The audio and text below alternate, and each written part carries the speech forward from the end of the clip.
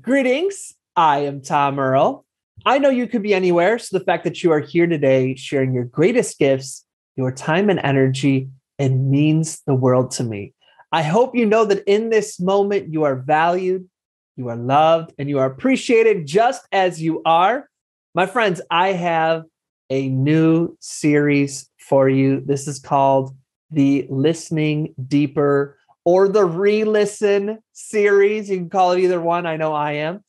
Now, you may have heard this intro before. We are using the same intro for this series. So have no fear if you're listening to this again and thinking, oh, I've heard this episode before. Don't worry. Same great intro. Absolutely amazing new podcast. So feel free to hit the skip 30 seconds if you've heard this before. But if this is your first time hearing this, welcome, my friends. What we are presenting to you over these next episodes is really some deeper listenings or some re-listens to some of our most requested, some of our most listened to, some of my favorite episodes that we've done. Now, we have put out over 300 episodes since this has started. That means all the way back to 2016, I've put out one episode a week, every single week without fail since 2016. That means there's a lot of really awesome interviews, solo episodes. There's some really great things in there that you probably haven't heard if you're just joining us, or even if you're a longtime listener. So what I want to do is pull together a number of my favorite ones and your favorite ones that you have listened to or that have been listened to before you. And I want you to either hear them fresh for the first time or give them a re-listen yourself. I'm telling you, I have re-listened to each of these and really just thinking about where I was in my life then, or the wisdom from then that applies to now, because some of these are going to be from 2016.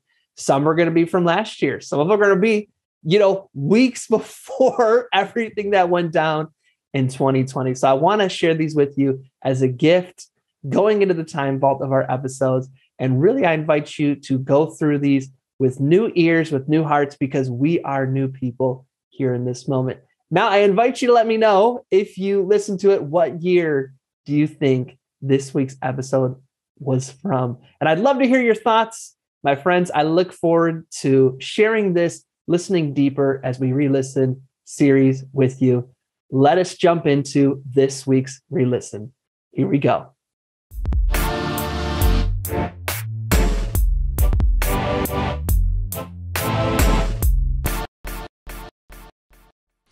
Greetings, I am Tom Earl, and this is my year of depth. As you can see, we have ourselves another solo episode, and today we want to talk about hustling for our worthiness and the disciplined pursuit of less, and the way the addiction to busyness, the addiction to always doing more things, multitasking. Yes, I can do that. Yes, I can do that. Yes, I can do that.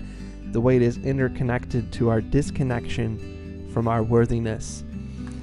Brene Brown says, owning your story can be hard, but not nearly as difficult as spending our lives running from it. Embracing our vulnerabilities is risky, but not nearly as dangerous as giving up on love and belonging and joy. The experiences that make us the most vulnerable. Only when we are brave enough to explore the darkness will we discover the infinite power of our light. And today we want to uncover the story that we tell ourselves around how busyness makes us important. Saying yes means that we are needed. That I don't have time to rest. I don't have time for this. I don't have time for that. When we are overextending into burnout, all of those things, how it is so interconnected to our worthiness.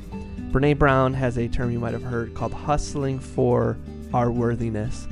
And it's this idea that if only I were to accomplish this one more thing, if only I could achieve this certain level of success, then I could prove, then everyone would see that I actually am special, that I am worthy. I was watching a Janis Joplin documentary. Fantastic person. Beautiful human being who suffered from alcoholism and addiction. And they talked about how she became famous for being such a fantastic singer. And she went to her hometown to perform where she was from. And she grew up with a lot of ridicule and rejection. And they talked about how it was a really depressing experience for her, how it just really tore her up, because she wanted to come back and everyone to see how she was famous, how she was something, how she was somebody, and they would all finally realize, you are worthy. And that didn't happen for her, and it really, really hurt. And so a lot of us, subconsciously or consciously, are trying to create something in our lives externally to prove that we are worthy internally. Maybe it's, I'm going to get married, have kids, and I will have the perfect family. My kids will be the happiest, most successful kids. My marriage will be the best marriage ever. We will live in the perfect house and neighborhood. You will see my family and realize how special I really am. Or work. I'm going to put in all of these long hours and sacrifice sleep and health and relationships, because once I'm finally super rich, you will finally see. Nah, wait till I get my money, right? That kind of a philosophy, if you will, right? That once I achieve this external thing, then I can finally, everyone will see that I'm worthy. But here's the thing, that's called external validation. That's called an external goals. And the science is unequivocal. The science agrees across the board that external validation, external goals are highly correlated with addiction, depression, unworthiness, because the bar will always change. The outside accomplishments are never going to get you to feel great. And maybe you've experienced this yourself, where you said to yourself, let's say 5 years ago, once I achieve this level of success, I'll finally relax and I'll finally feel good about myself and people will finally see I'm worthy. And then you achieve that level of success, and there wasn't the parade in the street. There wasn't your parent or parents or guardian calling you, or that person that bullied you in high school or grade school. They didn't come knocking on your door and say, I was wrong. You were so amazing. How could I have been so foolish? And there wasn't this feeling inside of you that was like, finally, I accept that I am so amazing. Instead, what usually happens is the moment lasts for a few seconds, a few minutes, a day, a weekend, and we reset the bar. Okay, that didn't quite give me the feeling I thought it was going to. Let me reset the bar. And off we are to the races again, trying to achieve this outside thing that'll finally get us to feel the way we want to feel inside. That's why Brene Brown always says that you are worthy of love without requisite, meaning there isn't something that you need to do first to now be worthy of love. That right now, in this moment, whether you are in your own mind a piece of shit, what, I've nothing to show for my life, I'm in the gutter, you are amazing. And that when you're in the gutter and when you're in the skyscraper, that in both instances, you are the same worthy of loveness, the same level of worthiness, right? Becoming super successful and a philanthropist and the most amazing person, a Mother Teresa, or you're in the gutter and everybody's kicking dirt on you as you walk by. In both instances, your level of worthiness is the exact same. Now, I want you to just sit on this, because this can be a little bit mind-blowing, that even if you were to, let's say, you invent something that cures cancer, millions of people no longer die. Millions of families no longer destroyed by something as terrible as cancer. And then let's say you get really rich from it too. And you donate all this money. You become a billionaire. You donate, first of all, you cured cancer. Now you're a billionaire and you give away every single dollar. And by giving away those billions of dollars, you solve another problem that people thought could never be solved. Even after you do all those things, you are still the same level of worthiness now than you are then. It did not increase. It didn't increase. Even after all those things you did, you cured cancer, for goodness sakes. You are still the same level of worthiness. And we can look at that in two ways. One, it's hopeless. I can never become more loved, even if I accomplish all those things, Tom. Or you are already loved in an infinite way. You are already deserving of love in an infinite way right now. And nothing that you do can take away from that. And nothing you do can add to that because it's already at infinite, my friends. Sit with this. Really sit with this. Even after you stop listening to this podcast, I want you to sit with that and start to identify where in your life are you doing something subconsciously because we want the reward of love. Someone calls us and says, "Can you do this thing for me?" And you're like, "Well, that's my one day off, and I've been working an 80-hour week. What I really need to do, honestly, is sleep. But if I say no, they're probably going to get upset. And I want them to like me. So I'm going to say yes." Little things like that. I want us to become self-aware of where that is going on in our lives. In Shonda Rhimes' book, Year of Yes, she has this chapter where she talks about trying to balance being a really awesome mom and trying to balance, being Thursday night. And she talked about how she was like, I'm going to be amazing at both. I'm going to rock it 100% at both. And that when sometimes, let's say she had to really go hard in on her TV shows, and then she was giving less energy to motherhood, she would feel so guilty about that. And then when she was putting more energy into motherhood and less energy into her shows, she would feel guilty about that until she had this realization that I can't be everywhere at once. And that's how it's meant to be. That is okay. That there will be times where we need to give our energy to one thing, and we are not this infinite pouring out of energy, right? We have finite time, finite energy. And I don't care what the abundance YouTube thing you're listening to right now is telling you. The you can have it all is a great marketing tactic. You can maybe have it all, but you can't have it all at the same time. Right? So let me have a keep it real with you moment. That there you have finite time, finite energy, and you have infinite choices. And that friction between finite time, finite resources, and infinite choices is one of the word I want to use is plague. Might be a little rough. One of the biggest challenges of our time, especially when so many marketing messages you're receiving are, you can have it all. And I say marketing message because it is definitely what you want to hear. And marketing is all about telling you what you want to hear, so you give me that money. So what I want to talk about with you all today, my friends, is this very thing. There is a great author called Greg McKeown. He has two books, Essentialism and Effortless. And I read Essentialism back in, I want to say, 2015. And it was in a time of my life where I was saying yes to everything. I've mentioned in past podcasts, I was the host of 4 or 5 podcasts. I had 4 or 5 jobs. I was doing this. I was doing that. I was hustling. And it was destroying my health. And I wasn't doing anything really deep. I was doing everything shallow because I was spreading my energy out. And I read this book, Essentialism, and it blew my mind. So basically, you can summarize essentialism in one sentence. Essentialism is the disciplined pursuit of less. Now, this blew my mind. It was exactly what I needed to hear. And we're going to share just a couple passages from this book.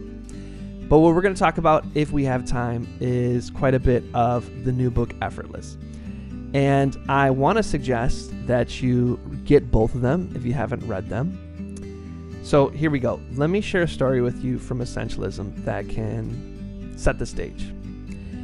This is from Essentialism by Greg McKeown, reading from this book directly. Here we go. A woman named Cynthia once told me a story about the time her father had made plans to take her on a night out in San Francisco. 12-year-old Cynthia and her father had been planning the date for months. They had a whole itinerary planned down to the minute. She would attend the last hour of his presentation and then meet him at the back of the room at about 4:30 and leave quickly before everyone tried to talk to him. They would catch a trolley car to Chinatown, eat Chinese food, which is their favorite, shop for a souvenir, see the sights for a while, and then catch a flick, as her dad liked to say. Then they would grab a taxi back to the hotel, jump in the pool for a quick swim. Her dad was famous for sneaking her in when the pool was closed, order a hot fudge sundae from room service, and watch the Late Late Show. They discussed the details over and over before they left. The anticipation was part of the whole experience. Now, this was all going according to plan. As her father was leaving the convention center, he ran into an old college friend and business associate. It had been years since they had seen each other, and Cynthia watched as they embraced enthusiastically. His friend said, in effect, "I'm so glad you are doing some work with our company now. When Lois and I heard about it, we thought it would be perfect. We want to invite you, and of course Cynthia, to get a spectacular seafood dinner down at the wharf." Cynthia's father responded, "Bob, it's great to see you. Dinner at the wharf sounds great." Whew. Now, you can imagine Cynthia was crestfallen. Her daydreams of trolley rides and ice cream sundaes evaporated in an instant. Plus, she hated seafood, and she could just imagine how bored she would be listening to the adults talk all night. But then her father continued, "But not tonight. Cynthia and I have a special date planned. Don't we?" He winked at Cynthia and grabbed her hand, and they ran out the door and continued with what was an unforgettable night in San Francisco. Oh my gosh. I'm getting teary-eyed, y'all. Oh, this is hitting me, y'all know. My daughter. Now, this is something that we're going to pause the scripts. This story hits me. It's not even done, and I already am teary-eyed because I just think through in my life, and I'm sure any parents do, the work-life balance that we all strive through. So we're going to finish the story here. So he winked at Cynthia and grabbed her hand, and they ran out the door and continued with what was an unforgettable night in San Francisco. And as it happens, Cynthia's father was the management thinker Stephen R. Covey, author of The 7 Habits of Highly Effective People, who had passed away only weeks before Cynthia told me this story. So it was with deep emotion she recalled that evening in San Francisco. His simple decision, and we're quoting her here, "His simple decision bonded him to me forever because I knew what mattered most to him was me." Whoo, that one just gets me, y'all. Greg McKeown and Essentialism. What really matters to you? That is the essence of essentialism, is to get really, really clear on what matters to you and to take a longer view on it, a bird's eye view, to zoom out. We can get so lost in the day-to-day tasks, the day-to-day hustle and bustle. We can get in the thick of it, as they say where I'm from, and we can, without even realizing it, days, weeks, years, a lifetime goes by on trivial things. Instead of getting clear on what matters and creating boundaries. Let's read again from the book. Steve McKeown in Essentialism, he says, "Only once you have given yourself permission to stop trying to do it all, to stop saying yes to everyone, can you make your highest contribution towards the things that really matter." The way of an essentialist means living by design, not by default. When I started to read this book, I realized that I was trying to do it all. I was saying yes to everyone. And I thought that's how you make a great contribution. You help as many people as you can. You do as many things as you can. And as this book really helped me to realize that I wasn't making a high contribution. That when I started to, instead of living by default, to design my life, that's when I was able to go deep. And deep makes a huge impact. And so I got clear. I actually journaled, what are the different areas of my life? Okay, the two big ones we got, personal life, professional life. Now, I emphasize quite a bit on this podcast that normally we talk a lot about people over-indexing into the professional life. But a lot of folks I talk to also over-index into their personal life, especially if we have kids. Everything becomes about your kids. Take them to this, take them to that. You're super tired, they want to go to this thing, we're taking them anyways. And we need balance in our personal life just as much as we need balance in our professional life. Or if you don't have kids, we get in the thick of it whenever our friends have conflict, whenever our family members have conflict, we are going to try to solve all of their problems, and we get burnt out. That is also living by default, not by design. So after we get split up into these two categories, professional life, personal life, what would you say are the top 4 or 5 areas of focus within each of those? And what are the most meaningful things in each of those buckets?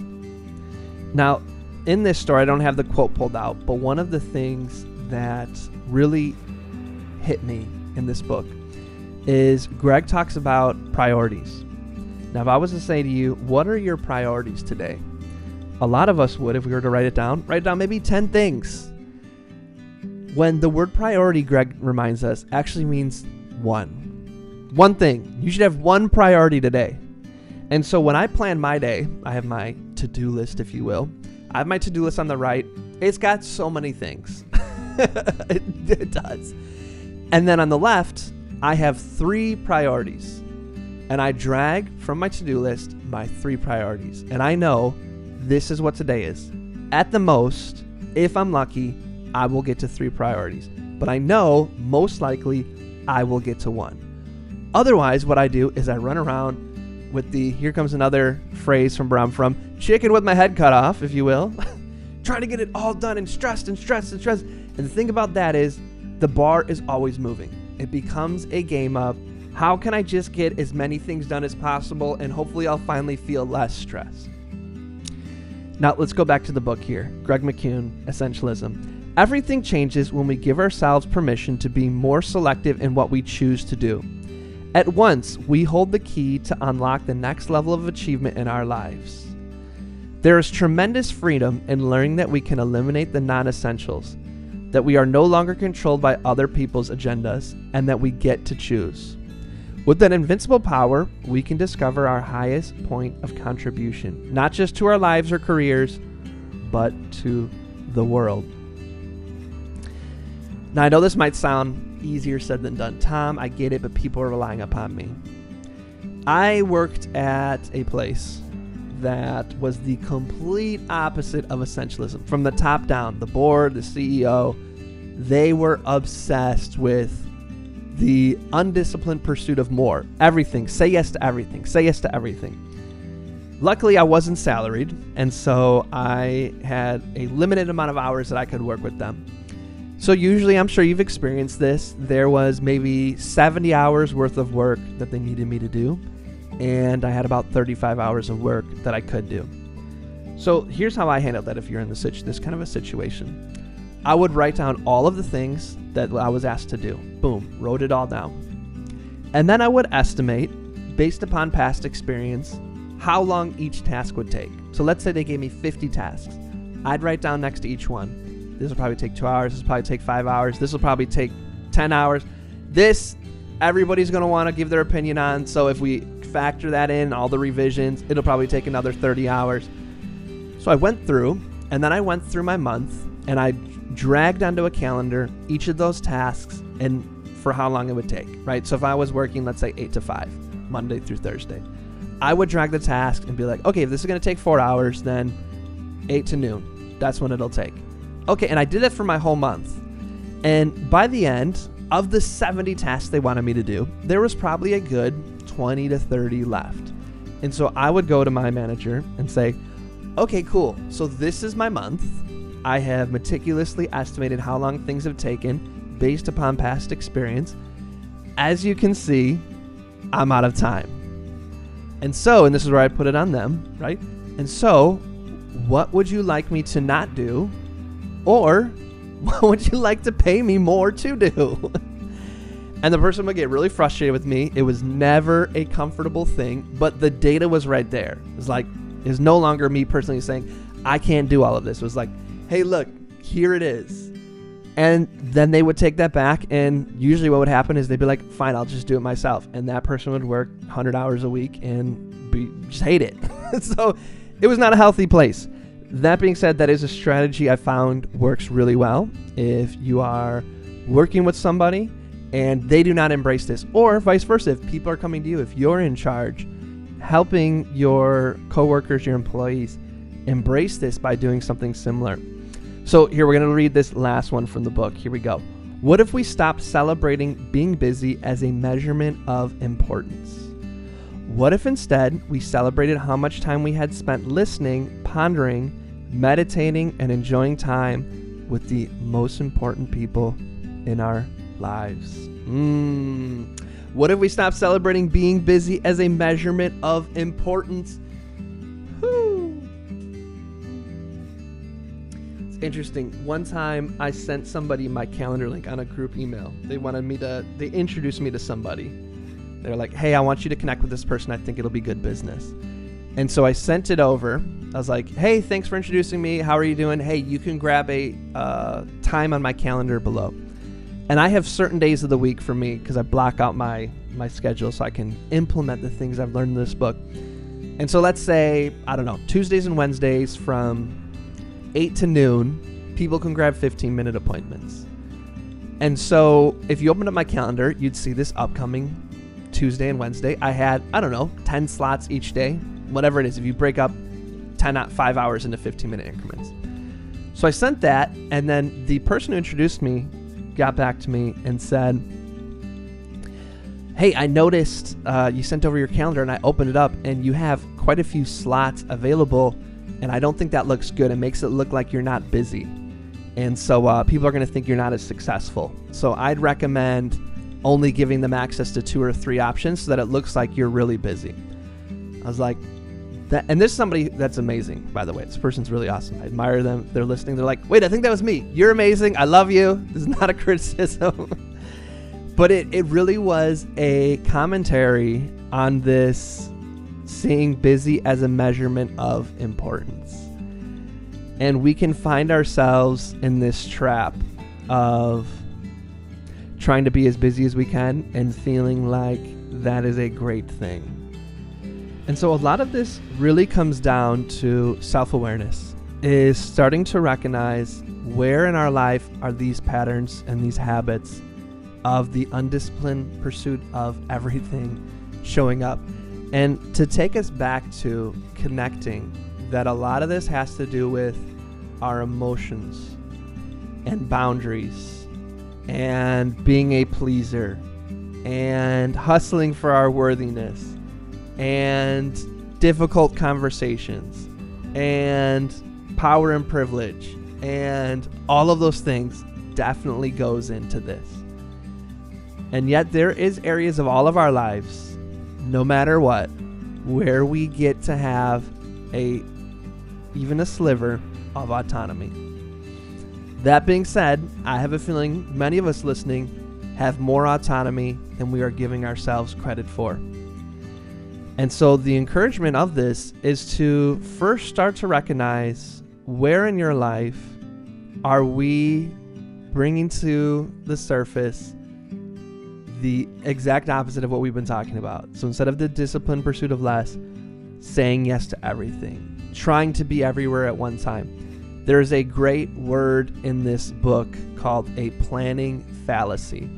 And it's this, where if you're going to be realistic, this project is going to take 3 hours. I have 1 hour. So I say to myself, I can make it happen. I know I only have 1 hour. I know this takes 3 hours, but I'm going to be able to do it. And then you get there, it's 45 minutes. You have about 10 minutes left, and you are, of course, barely only a third of the way through. So you're super stressed. You didn't finish it because we know it's going to take 3 hours, but it only takes an hour. Or we book back-to-back appointments. And we're like, look, I will be disciplined. I'll finish the call right on time. But the first call goes 5 minutes over, so you're 5 minutes late for the next one. That one goes 5 minutes over, so now you're 10 minutes late for the next one, and it just spirals. It spirals. That's called a planning fallacy. And Adora and I, we keep each other accountable. Well, I'll say, this, I'm going to do this, I'm going to get that. She'll say, sounds like a planning fallacy. And so I want you to start to recognize in your life, when you do that, when you say, you know in your mind this is going to take longer, but you still end up trying to do it. I have a friend that whenever I meet up with him, it's always chaos. He's always late, and the car's a mess, and there's like coffee here, and he's brushing his teeth and this and that, and rushes to hang out with me, and he's late to me. So then he's like, oh my gosh, I gotta go meet with somebody else. And it's like this constant rushing, which means this constant stress, this constant flight or fright that we're doing inside of our bodies. Instead of just being like, Tom, I can't hang out with you because I already got enough on my plate today. Let's try to do it another time. All good. So start to become aware of where in your life is this showing up, and then getting honest, going within and asking, why? Why is this showing up? Where is this coming from? What is happening? In the book, as Greg McKeown says, whatever decision or challenge or crossroads you face in your life, simply ask yourself, what is essential, and eliminate everything else. I know this is all easier said than done, so don't put this pressure and judgment on yourself that you have to immediately be good at this now. Just start with awareness and then connect the dots. Where does this behavior come from? Therapy is a great, amazing, probably even necessary, required tool to make this happen. I would, if I was you, and I do this myself, is little journal. When something comes up and I say yes when I should have said no, when I do a planning fallacy, when I find myself hustling for my worthiness, I write down the moment. And then when it's my session with my therapist, I bring it up and we process it. We see where it comes from.